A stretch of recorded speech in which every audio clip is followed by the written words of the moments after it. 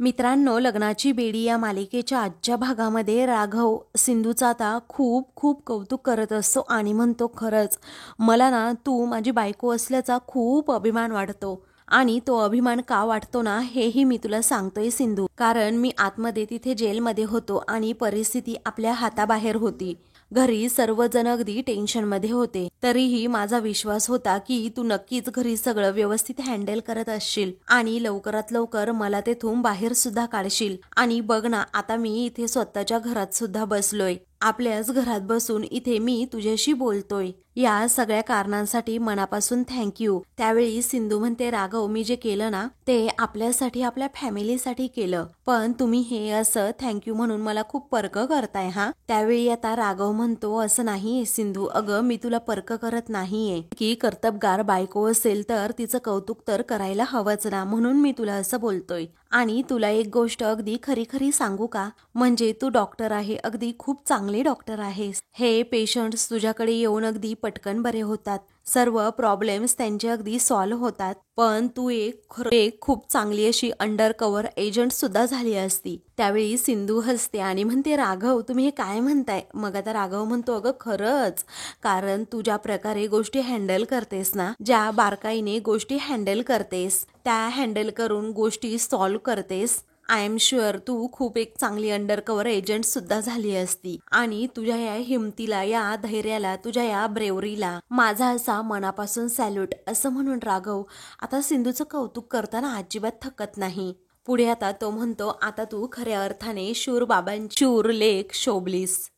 तेव्हा आता ती थँक्यू असं म्हणते आणि कुठे रिक्रुटमेंट असेल तर मला सांगा, कारण मग आपण अंडरकव्हर एजंट सुद्धा मग बनायला काही हरकत नाहीये. त्यावेळी आता रिअली असं म्हणून दोघेही हसतात.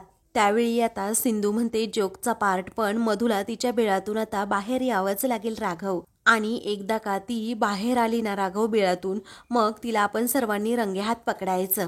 इकडे राघवच्या आवडीचं सर्व जेवण आता सिंधूने बनवलेलं असतं. मग आता रुक्मिणी समोर ती ताट आणून ठेवते. राजश्री सुद्धा तिथे बसलेली असते. आता रुक्मिणी विचारते, राघवच्या आवडीचे सर्व पदार्थ बनवलेत ना. मग आता सिंधू म्हणते, हो सर्व पदार्थ बनवले आहेत.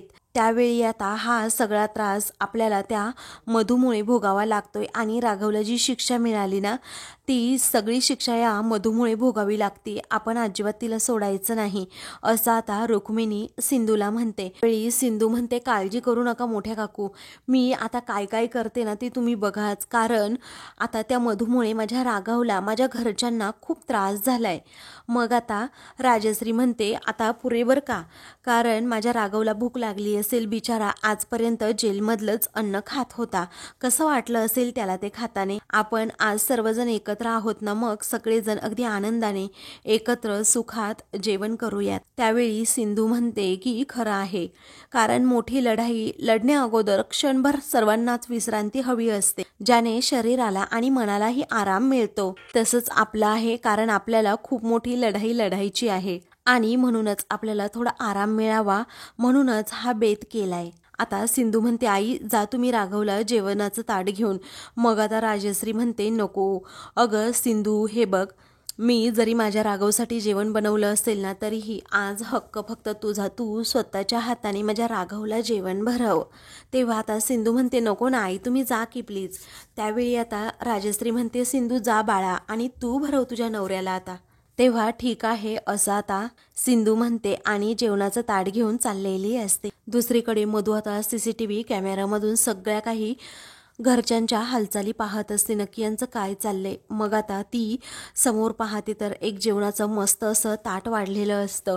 त्यावेळी आता त्या ताटामध्ये अळूवडी, त्याचबरोबर गरमागरम पुरणपोळी, वरण भात, हे सगळे काही पदार्थ असतात. मग आता ती विचार करते, हे सगळे पदार्थ नक्की कशासाठी बनवले असतील, हे तर राघवच्या आवडीचे पदार्थ आहेत ना.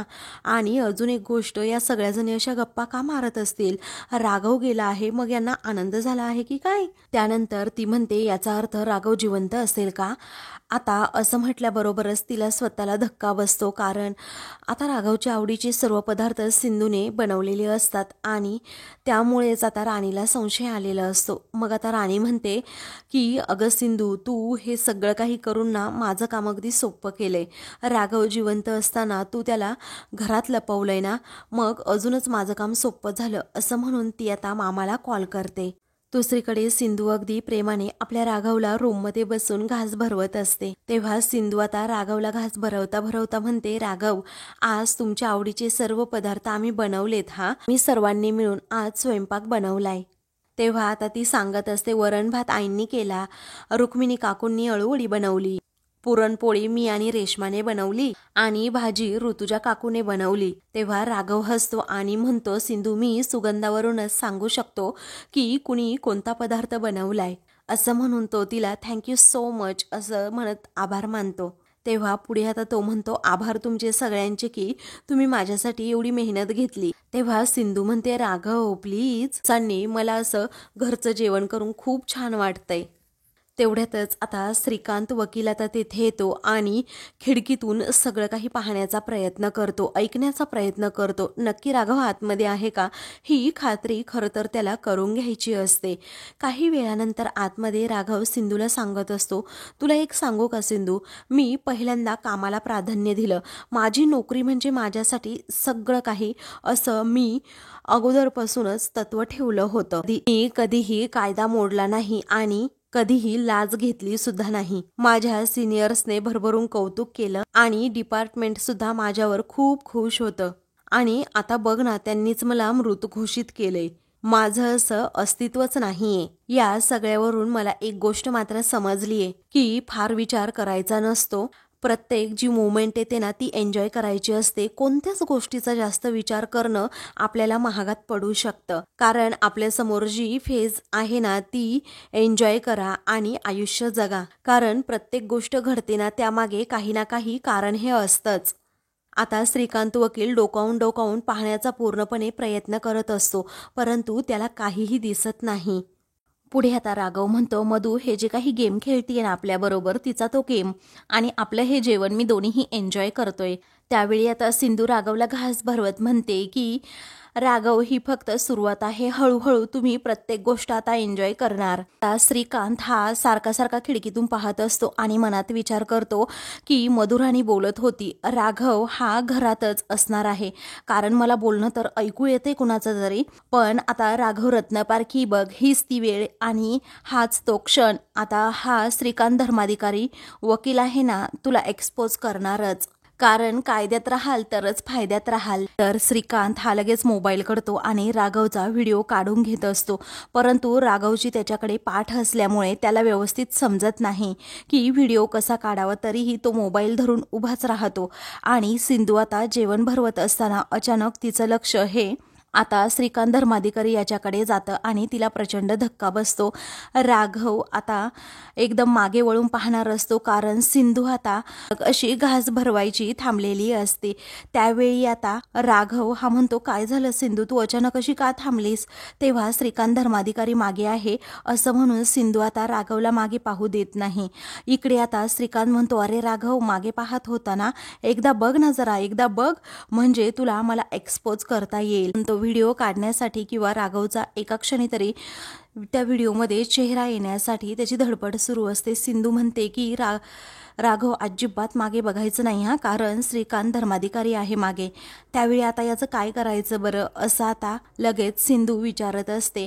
मग आता राघव म्हणतो, माझ्याकडे एक आयडिया आहे, असं म्हणून तो आता लगेच बाहेर जातो आणि बाहेर गेल्याबरोबरच सिंधू देखील ते ताट घेऊन त्याच्या पाठोपाठ जाते. इकडे आता श्रीकांतचा राघवचा तो व्हिडिओ काढण्याचा डाव मात्र पूर्णपणे फसलेला असतो आणि मग तो लगेच आता इकडे राणीला कॉल करतो.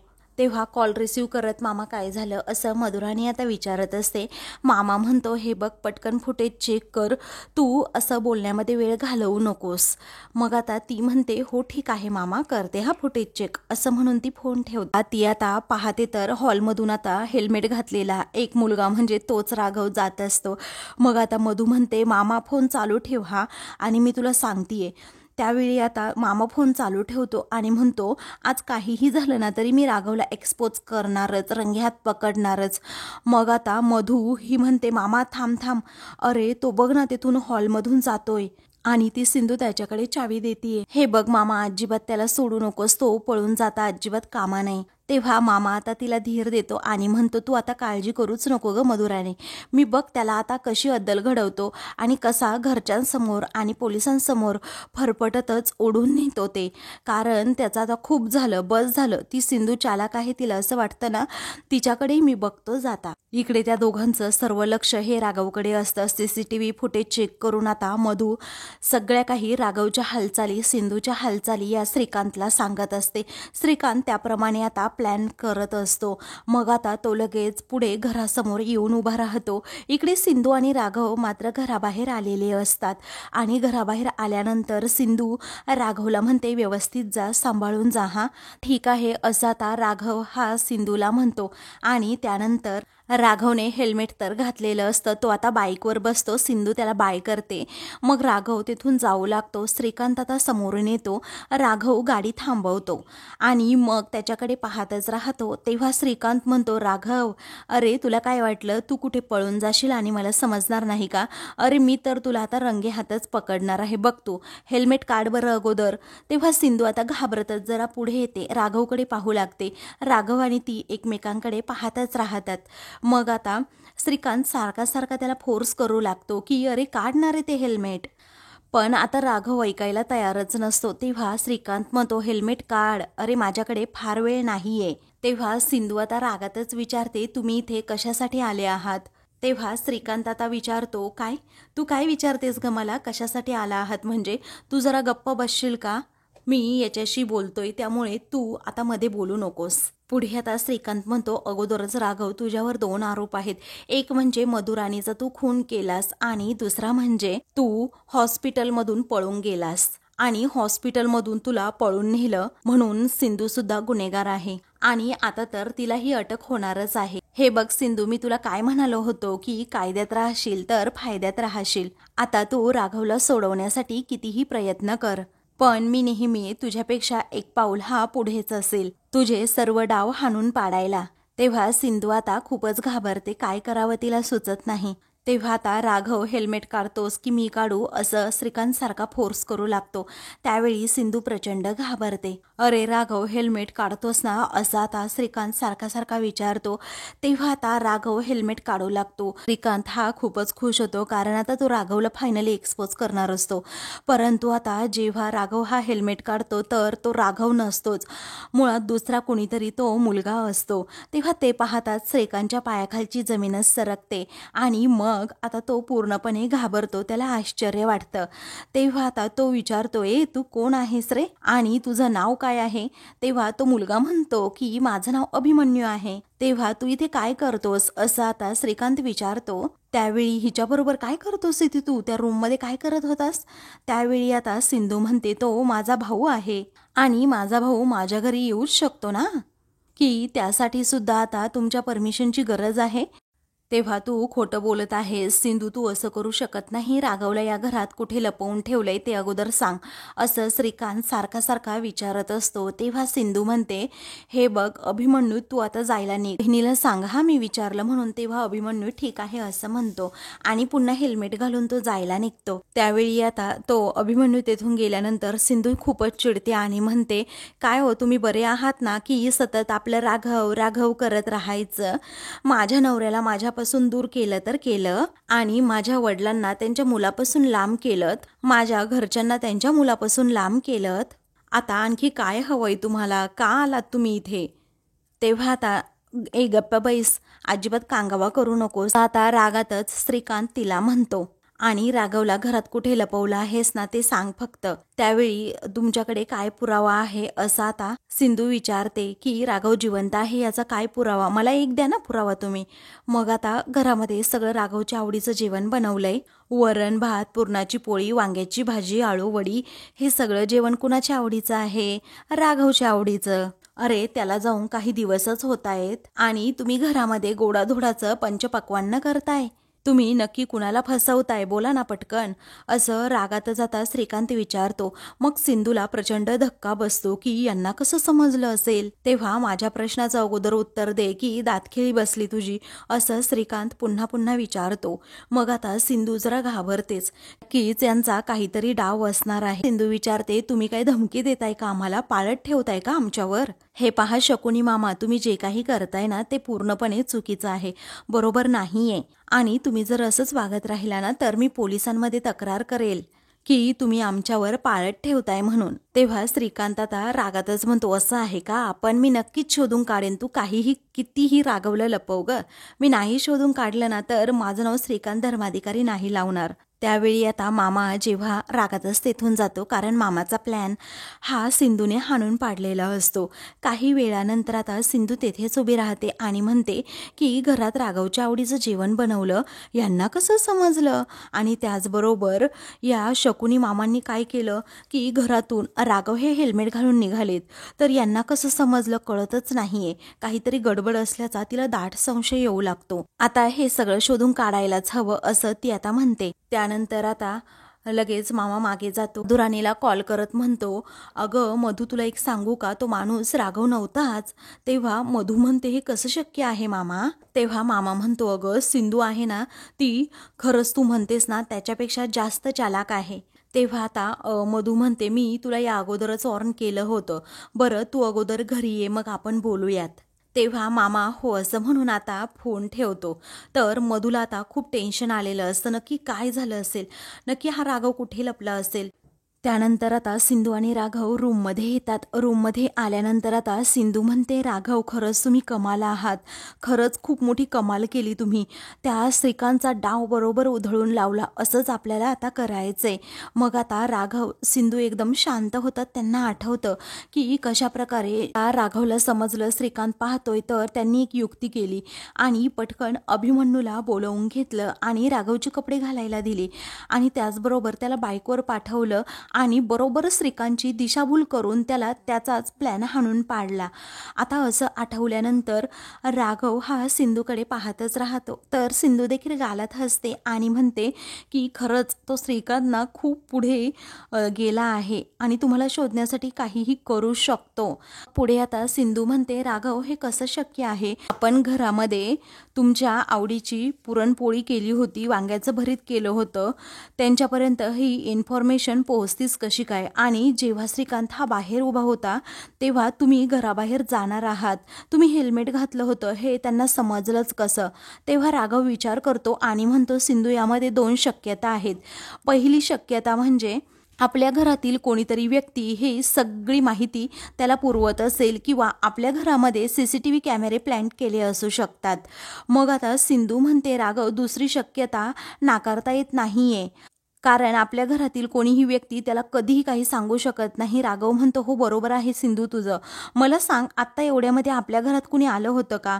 मग आता सिंधू म्हणते, तसं नाही आलं हो कोणी, परंतु त्या दिवशी आपल्या इथे तिथे पेस्ट कंट्रोलवाली माणसं आली होती, 2 माणसं होती, रुक्मिणी काकूने मला सांगितलं. राघव विचारतो, तुम्ही त्याला बोलवलं होतं का घराचं पेस्ट कंट्रोल करण्यासाठी. सिंधू म्हणते, नाही हो, आम्ही कशाला बोलवू, कारण ते म्हणाले होते काहीतरी सरकारी योजना आहे आणि त्यातून घराचं पेस्ट कंट्रोल करायचंय.